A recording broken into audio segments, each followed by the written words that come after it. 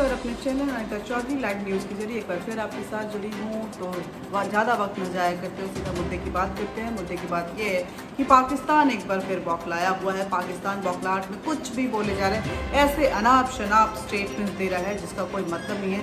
शायद पाकिस्तान इतनी बचकानी हरकतें कर रहा है और इतना इलिटरेट हो गया है कि उसको किसी भी शब्द का और किसी भी प्रोसेस का पता नहीं है। वो बिल्कुल ज़हारियत के एक ऑप्टिमम लेवल पर पहुंच चुका है। इस बार जो बयान आया है वो पाकिस्तान के federal railway minister Sheikh Rashid Ahmed की तरफ से आया है। उनका कहना है कि पाकिस्तान को अगर इस बार इंडिया ने एक बार भी आंख दिखाई या हिंदुस्तान कुछ करता है तो इस बार का जो युद्ध होगा, जो वॉर होगा, वो अंतिम वॉर होगा और हिंदुस्तान नेस्तो नाबूद हो जाएगा। भारत का कहीं नामो निशान नहीं रहेगा। लेकिन इस नामो निशान के मिटने में सिर्फ जो है वो बाकी रिलीजन को टारगेट किया जाएगा, मुस्लिम समुदाय को इस देश में छोड़ दिया जाएगा। उनका कहना है कि अगर कुछ भी होता है तो इस बार न्यूक्लियर वॉर की तरफ बढ़ेगा पाकिस्तान, कन्वेंशनल वॉर नहीं जाएगा, न्यूक्लियर वॉर होगा।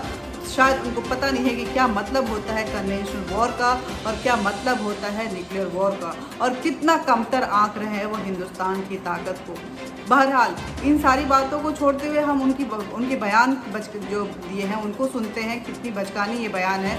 उनका कहना है कि अगर कोई भी युद्ध जैसी स्थिति होती है तो पाकिस्तान अपने न्यूक्लियर वेपन अपने न्यूक्लियर परमाणु बमों का इस्तेमाल करेगा और ये परमाणु बम इतने सटीक और इतने समझदार हैं कि ये रीजनल वॉर नहीं करते हैं, ये रिलीजियस वॉर करते हैं।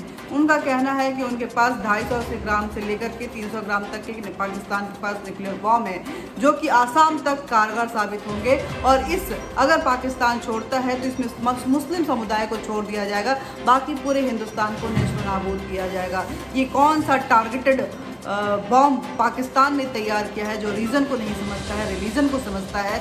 ये बाकी विश्व भी जानना चाहेगा कि इतनी हाई टेक्नोलॉजी आखिर पाकिस्तान के पास कैसे आ गई। ये पहला मौका नहीं है जब पाकिस्तान की तरफ से न्यूक्लियर वॉर की धमकी आई हो और इस तरह के स्टेटमेंट आया हो।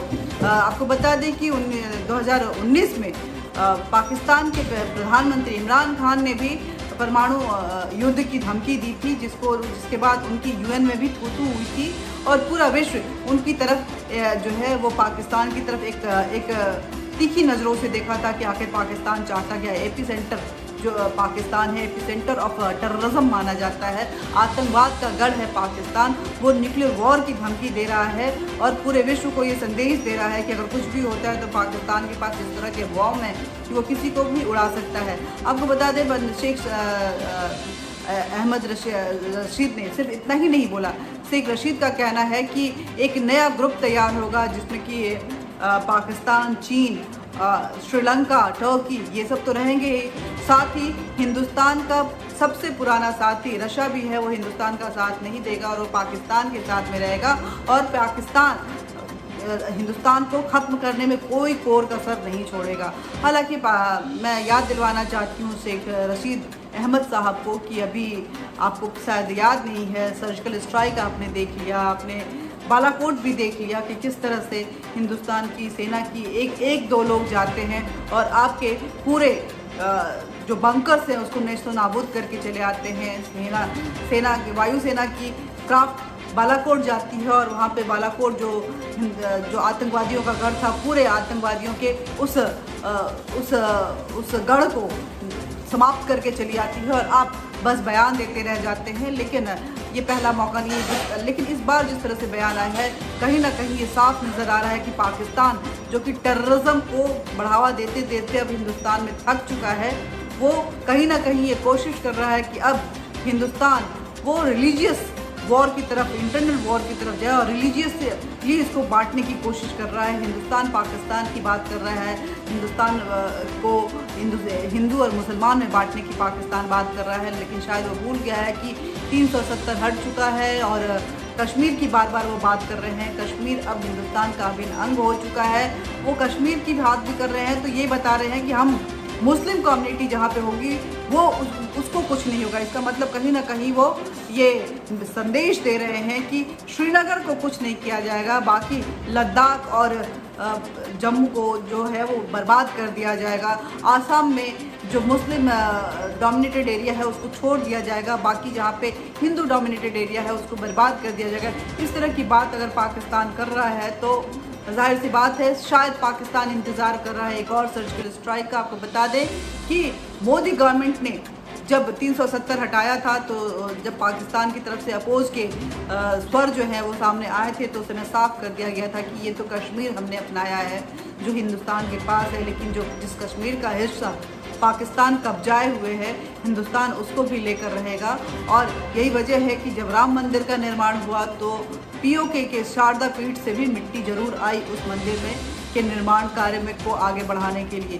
शारदा पीठ जो कि पीओके में है और हिंदुस्तान उसके लिए भी एक लंबी लड़ाई लड़ रहा है। तो पाकिस्तान को समझना चाहिए, अपनी हैसियत समझनी चाहिए, अपनी औकात समझनी चाहिए, सर्जिकल स्ट्राइक को याद रखना चाहिए और बालाकोट को भी याद रखना चाहिए और उसके बाद ही कोई बात कहनी चाहिए। अभी तक आपको बता दें कि हिंदुस्तान पाकिस्तान की अगर युद्ध की बात करें तो अब तक तकरीबन 3 युद्ध हो चुके हैं जो कि फॉर्मल 3 वॉर्स हैं, बाकी 4 भी हम कह सकते हैं। जब पाकिस्तान की तरफ से कश्मीर पे हमला हुआ था और पाकिस्तान कश्मीर का आधा हिस्सा पाकिस्तान ने कब्जाया था, तो इन तीनों युद्ध में पाकिस्तान ने को मुँह की खानी पड़ी है। और एक युद्ध तो ऐसा रहा जब पाकिस्तान 2 टुकड़ों में बट गया था और पाकिस्तान के जनरल नियाजी जो कि उस समय के आर्मी चीफ थे उन्होंने अपने तमगे को उतार कर हिंदुस्तान की सेना के सामने रख दिया था, सिर झुकाया था, अपनी टोप को उठा के सामने रख दिया था और हमने कितने ही पाकिस्तानियों को बंदी बना लिया था। बाद में दया याचिका को कंसिडर करते हुए हिंदुस्तान क्योंकि एक पीसफुल कंट्री है, मानवता में विश्वास रखता है, इसलिए उनको छोड़ दिया गया था। पाकिस्तान समझ जाओ, पाकिस्तान को समझने की ज़रूरत है, पाकिस्तान को ये जानने की ज़रूरत है कि न्यूक्लियर बॉम्ब बार बार इस्तेमाल करने से ये युद्ध नहीं होता है। जो युद्ध जीता जाता है उसके लिए स्ट्रैटजी होनी चाहिए, वो पाकिस्तान के पास बिल्कुल नहीं है। पाकिस्तान जिद में अड़ा हुआ है, यही वजह है कि सऊदी अरब जो कि उसका सबसे प्रिय साथी था ऑर्गेनाइजेशन ऑफ इस्लामिक कंट्री में हमेशा पाकिस्तान का पक्षधर रहा था, लेकिन OIC जो है वो अब पाकिस्तान को किनारा कर चुका है। टर्की के साथ वो संबंध बनाने की कोशिश कर रहा है, लेकिन टर्की भी कितने दूर तक साथ जाता है ये देखना होगा। और रशिया हिंदुस्तान को छोड़कर पाकिस्तान को किस एवज में कंसीडर करेगा ये भी पाकिस्तान को समझना चाहिए। चीन की बात अलग है, चीन जरूर पाकिस्तान के साथ है और पाकिस्तान चीन के साथ है, लेकिन ये 2 देश आजकल पूरे विश्व की आंखों में खटक रहे हैं। Thank you very much. हम आपके साथ फिर ऐसे ही जुड़े रहेंगे। आप हमारे चैनल को सब्सक्राइब जरूर करें और बेल बटन जरूर दबाएं ताकि नोटिफिकेशन पहुंचता रहे। साथ ही लाइक बटन दबाएं और अपने सुझाव साझा करने के लिए कमेंट बॉक्स में कमेंट जरूर करें। Thank you very much.